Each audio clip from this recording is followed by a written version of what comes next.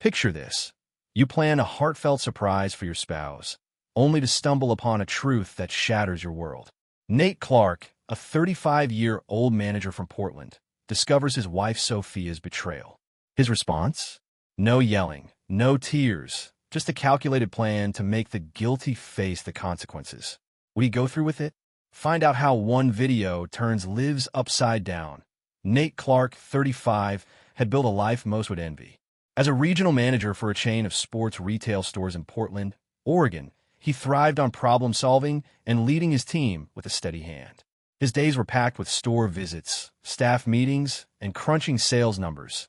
But he always made time for Sophia, his wife of 10 years. Sophia, 34, was a rising star at a high-powered marketing agency downtown, known for her sharp pitches and relentless drive. Together, they were a power couple.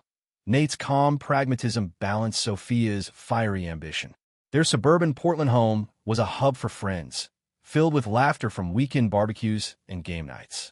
They dreamed of future vacations, maybe a trip to Hawaii, and their bond seemed unbreakable, built on a decade of shared hustle and mutual support.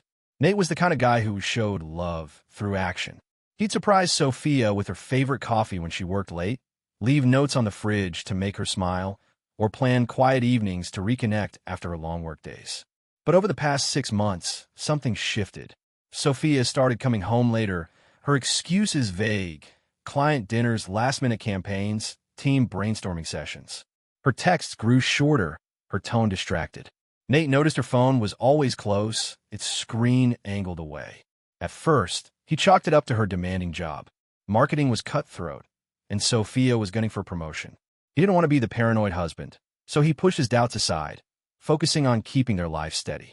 But the signs piled up. One evening, Nate caught Sophia smiling at a text, her face lit with a warmth he hadn't seen in months.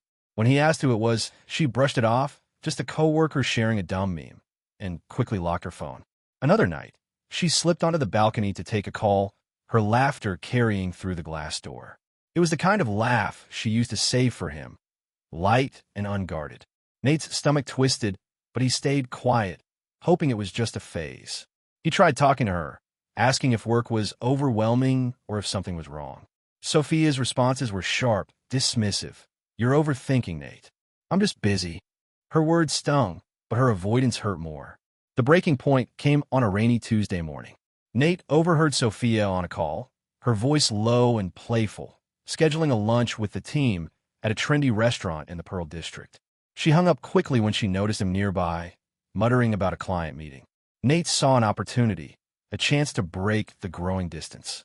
He decided to surprise her at the restaurant with a bouquet of her favorite tulips, hoping a small gesture could remind them both of what they'd built.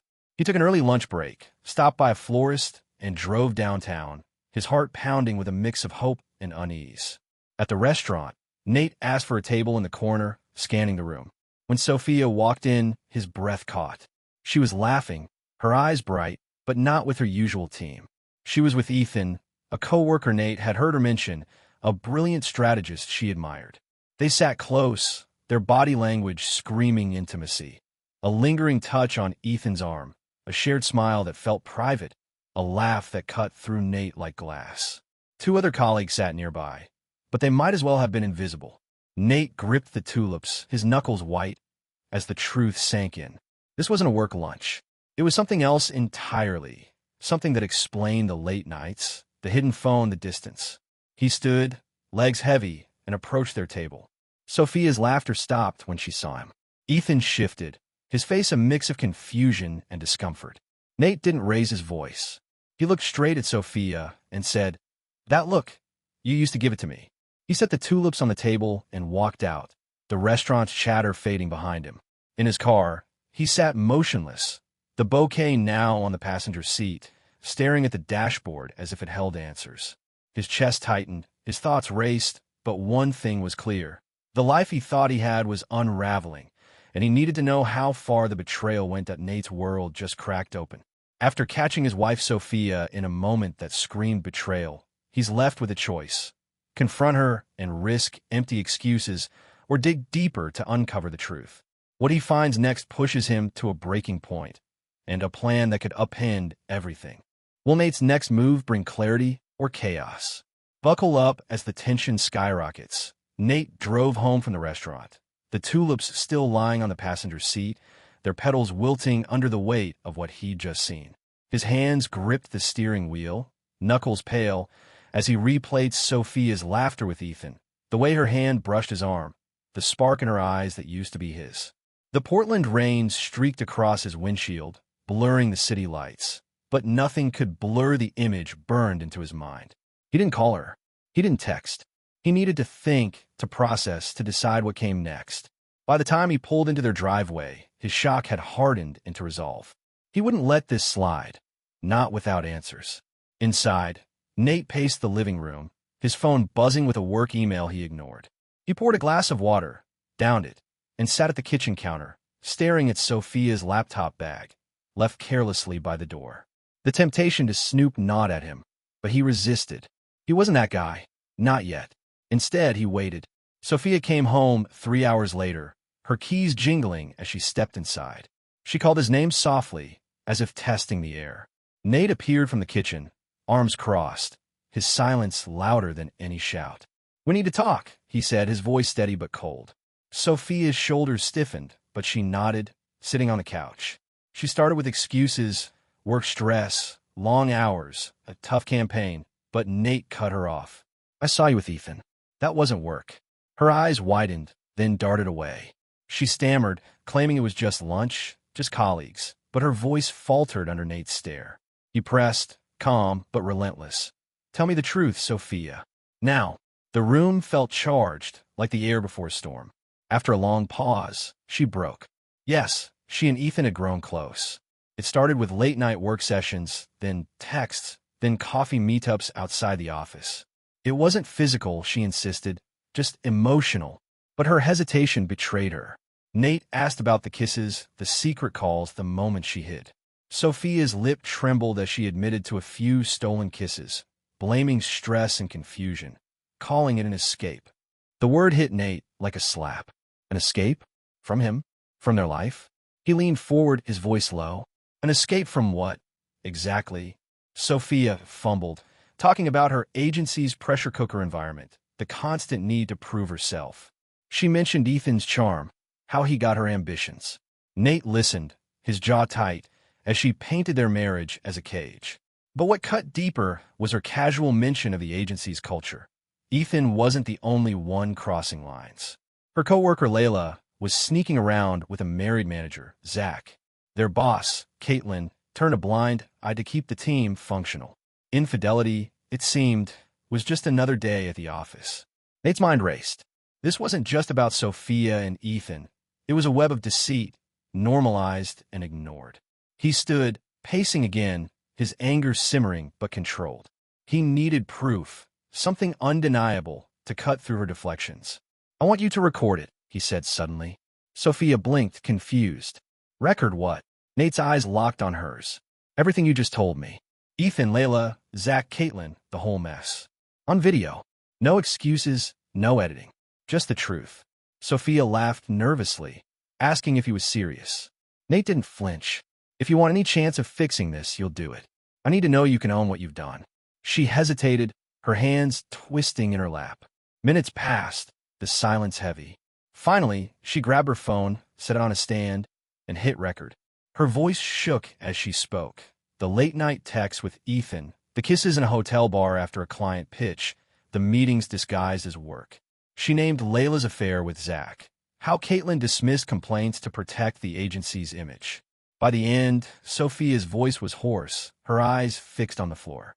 She admitted she'd lost herself, chasing validation outside their marriage. Nate took the phone, saved the video, and walked upstairs without a word. He locked the bedroom door, sat on the bed, and stared at the file on his screen. It wasn't just proof. It was a weapon, one he wasn't sure how to wield. That night, sleep never came. Nate lay awake, the video replaying in his mind, each word a fresh wound. But with the pain came clarity. He couldn't stay in a marriage built on lies. By dawn, he was at the kitchen table, his laptop open. He transferred the video, his hands steady despite the storm inside. He wasn't thinking of revenge. Not yet. He was thinking of truth, of consequences, of a way to make the hidden visible. Sophia's confession wasn't just about their marriage. It exposed a rotten culture that enabled her betrayal.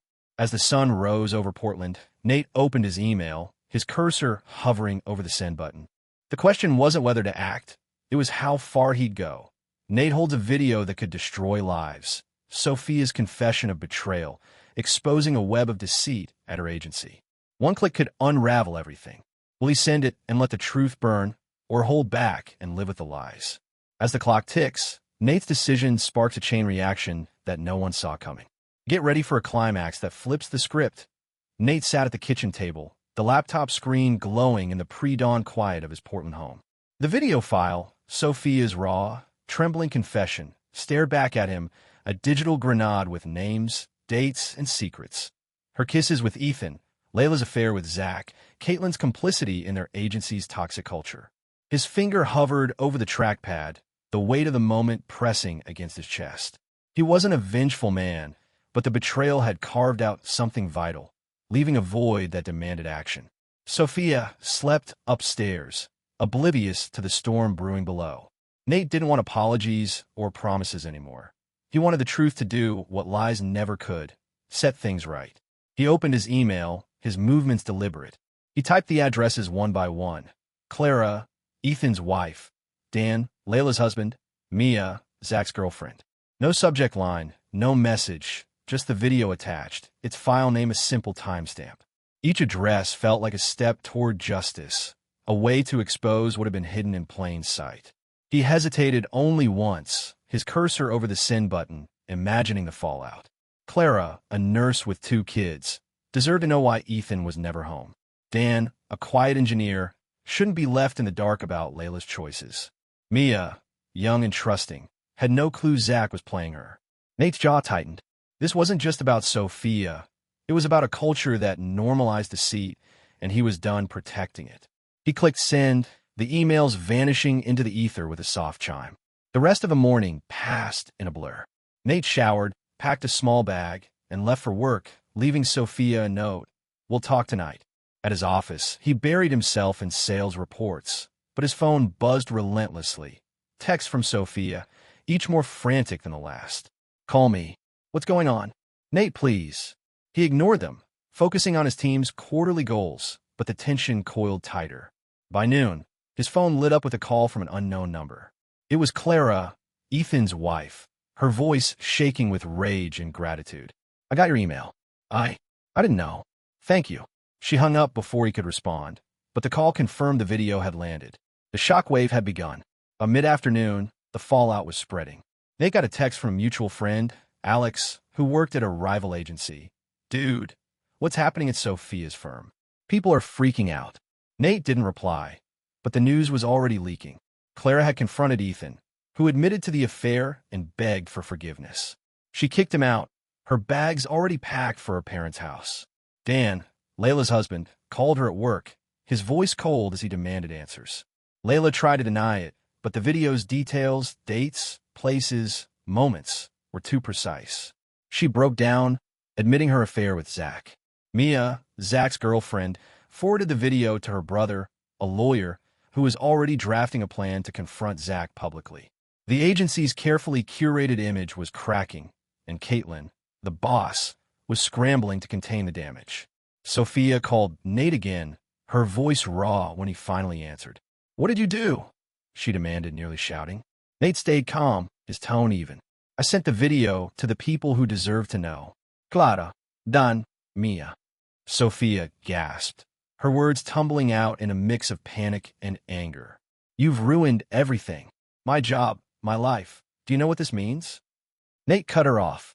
You ruined it, Sophia. You and your office's lies. I just made sure the truth caught up. She tried to argue, claiming the video was private, that he'd gone too far. Nate didn't budge. You recorded it. You named names. If it's true, why are you scared of them knowing? The call ended with Sophia's silence, but the consequences didn't stop. By evening, Nate's inbox had messages from people he didn't know, colleagues of Sophia's, mutual contacts, even a reporter sniffing around for a story. The agency's biggest client, a sportswear brand, had caught wind of the scandal and was threatening to pull their contract. Caitlin called an emergency meeting, but it was too late. Rumors were swirling online, with screenshots of the video circulating in private group chats. Nate drove home, his mind racing. He hadn't expected the ripple effect to move this fast, but he didn't regret it. The truth was out, and whatever came next, he'd face it head-on. The video Nate sent has ignited a firestorm, exposing a web of lies at Sophia's agency. As the truth spreads like wildfire, lives unravel, careers crumble, and relationships collapse. But the fallout is far from over. Will Nate's pursuit of justice bring closure, or has he unleashed a chaos he can't control? Brace for a reckoning that shakes everyone to their core.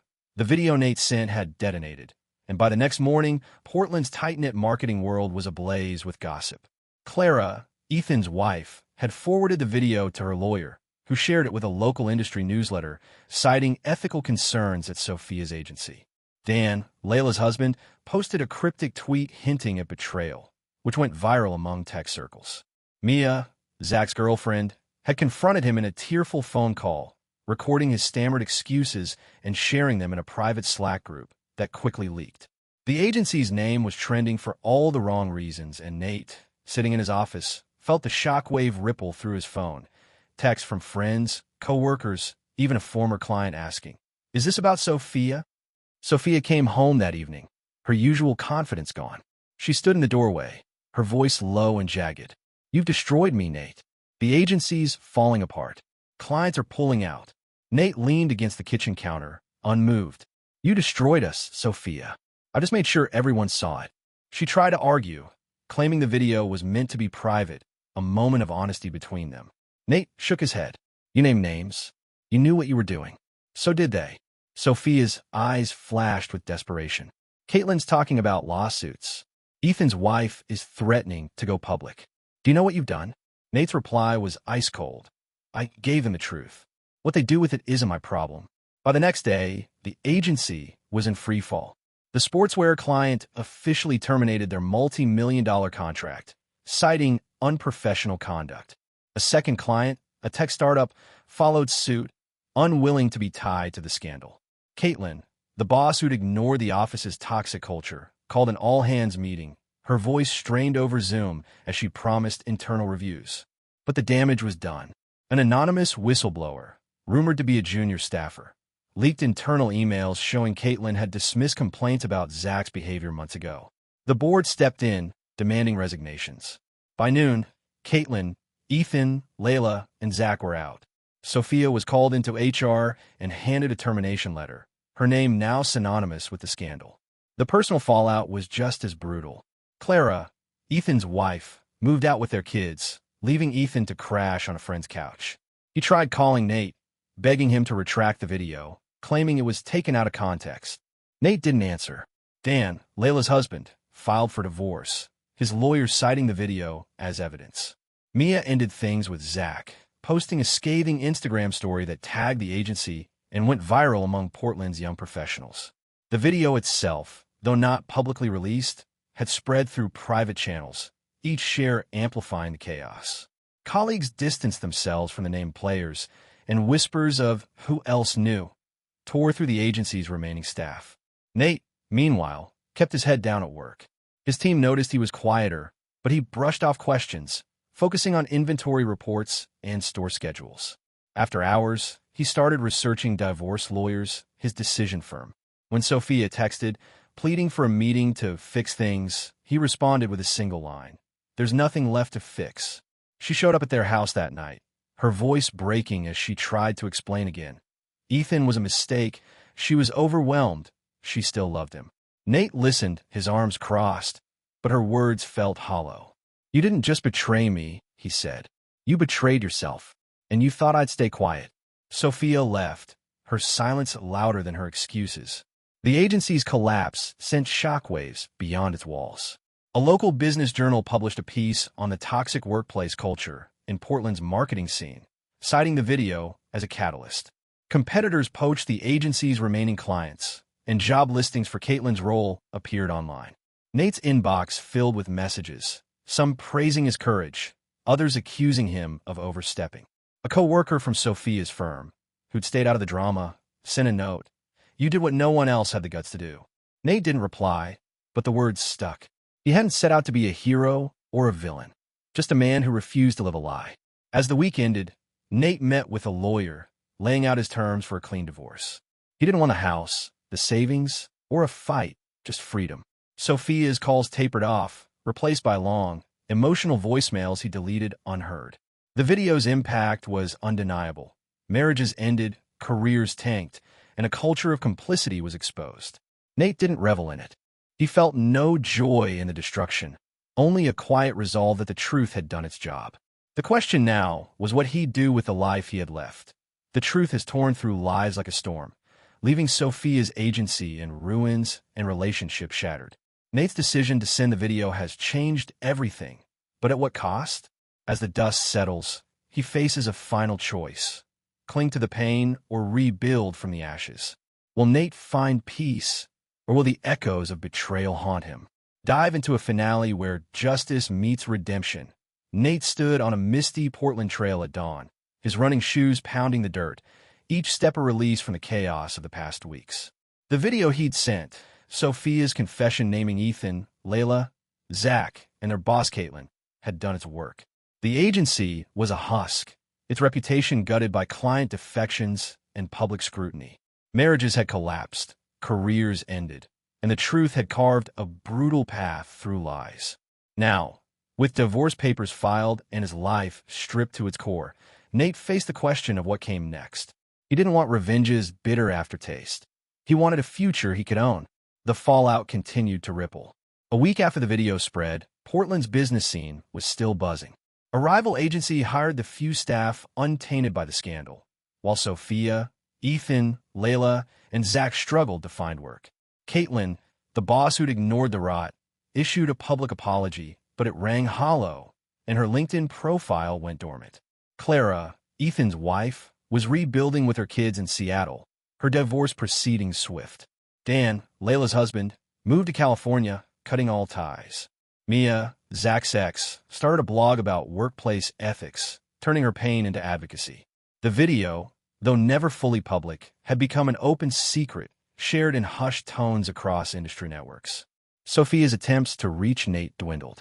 Her last voicemail, deleted unheard, was a plea for forgiveness, claiming she'd never meant to hurt him.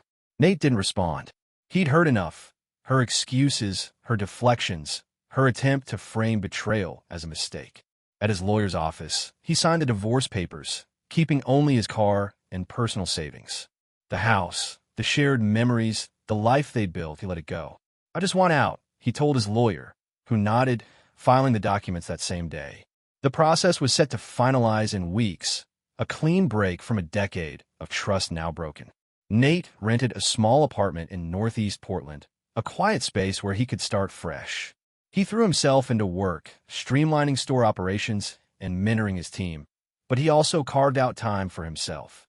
He joined a local running group, their early morning jogs along the Willamette River becoming a ritual.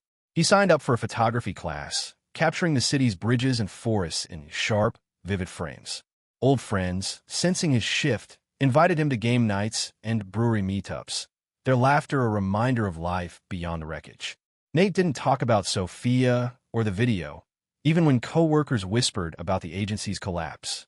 "Heard it was a mess," he'd say, redirecting to sales targets or weekend plans. The scandal's final blow came when a major industry conference dropped Sophia's agency from sponsor list, citing ethical misalignment. A trade publication ran an exposé, quoting anonymous staff who described a culture of favoritism and secrecy. Nate read the article at a coffee shop, his phone buzzing with a text from Alex, his friend at a rival firm. "You shook things up, man. Respect." Nate typed back a simple thanks and set his phone down. He didn't need validation. The truth had done its job, exposing not just Sophia's betrayal, but a system that enabled it. The cost was high. His marriage, his trust, but the clarity was worth it. Sophia moved to a smaller apartment across town. Her career stalled. She sent one final email, a long confession admitting she'd lost herself in ambition and validation from Ethan. She didn't ask for another chance, just wished Nate well. He read it once, then archived it. Closure didn't come from her words, but from his own choices. He started volunteering at a community center, coaching kids in basketball, their energy a spark he hadn't felt in years. He bought a used bike, pedaling through Portland's parks, rediscovering the city as his own. Each small act, running, shooting photos, laughing with friends, built a life that was his, not defined by betrayal. One evening, as Nate jogged under a pink sunset, his phone pinged with a news alert. The agency had filed for bankruptcy, unable to recover from a scandal. He paused, catching his breath, and felt no triumph, only relief. The past was done, its players facing their consequences. Sophia, Ethan, Layla, Zach, and Caitlin were rebuilding, or trying to, just as he was.